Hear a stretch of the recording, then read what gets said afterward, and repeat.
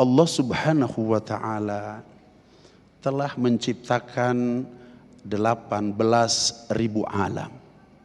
Ini di dalam rangka menafsirkan salah satu ayat di dalam surat Al-Fatihah, Alhamdulillahi Rabbil Alamin.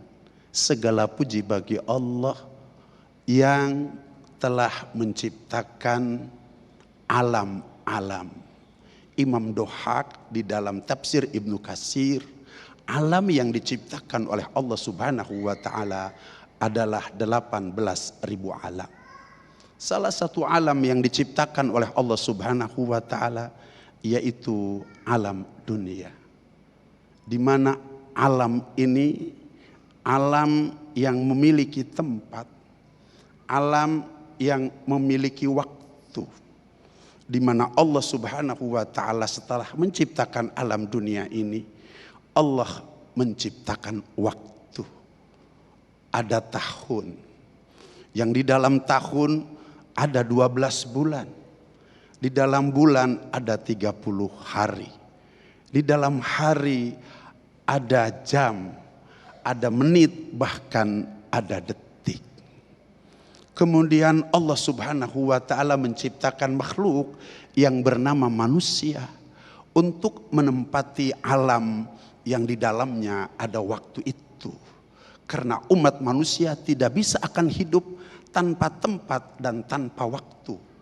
Sedangkan Allah Subhanahu wa ta'ala bisa hidup di suatu yang tanpa ruang dan tanpa waktu. Itulah perbedaan kita sebagai makhluk dan Allah Subhanahu wa ta'ala. Allah Subhanahu wa ta'ala berfirman di dalam Al-Quran, A'udzu billahi minasyaitonir rajim, wa ma khalaqtul jinna wal insa illa liya'budun. Yang artinya tidak aku ciptakan jin dan manusia hanya dan hanya untuk beribadah kepada Allah Subhanahu wa ta'ala. Di dalam rangka umat manusia untuk beribadah kepada Allah Subhanahu wa ta'ala dalam hari, dalam pekan, bahkan dalam tahun, Allah Subhanahu wa ta'ala menciptakan syariat. Ada syariat yang harus dilakukan agar umat manusia beribadah dalam satu hari. Ada syariat yang oleh Allah Subhanahu wa ta'ala agar umat manusia beribadah dalam pekan. Dan ada satu syariat lagi agar umat manusia beribadah dalam tahun. Beribadah dalam harian adalah sholat. Beribadah dalam pekanan Jumat. Dan beribadah dalam tahunan adalah saumu Ramadan. Allah Subhanahu wa ta'ala menjadikan Ramadan ini adalah sayyidus syuhur, rajanya daripada bulan-bulan.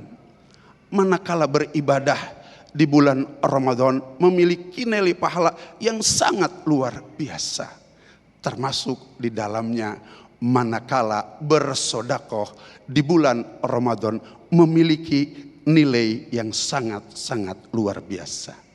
14,5 abad yang silam Rasulullah Shallallahu Alaihi Wasallam bersabda dalam salah satu hadisnya, afdulus sodakoh as-sodakoh fi Ramadan.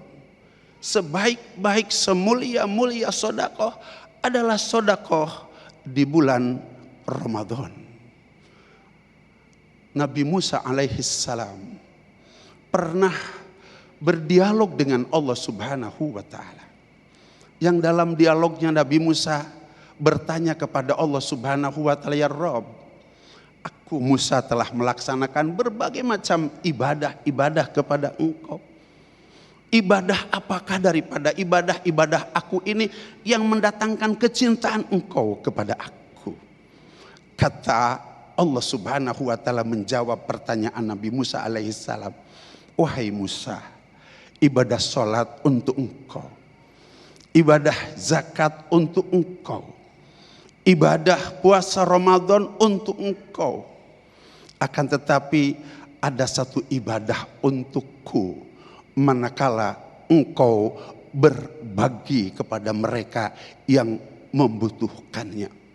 Maka ibadah itulah yang akan mendatangkan cintaku kepada engkau.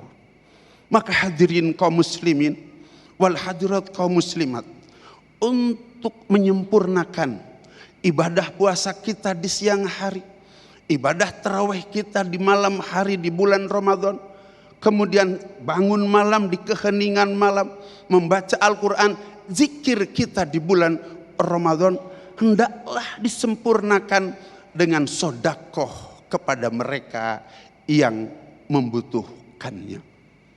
Rasulullah Shallallahu Alaihi Wasallam pernah bersabda di dalam hadis qudsi, Allah Subhanahu Wa Taala berfirman, "Idza wajadtani wajadta kulla syai, wa idza faqadtani faqadta kulla syai."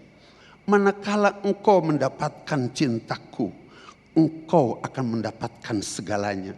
Akan tetapi manakala engkau tidak mendapatkan cintaku, engkau tidak akan mendapatkan segalanya. Oleh karenanya, puasa kita di tahun ini agar menjadi puasa yang sempurna, puasa yang mendapatkan kecintaan kepada Allah Subhanahu wa Ta'ala.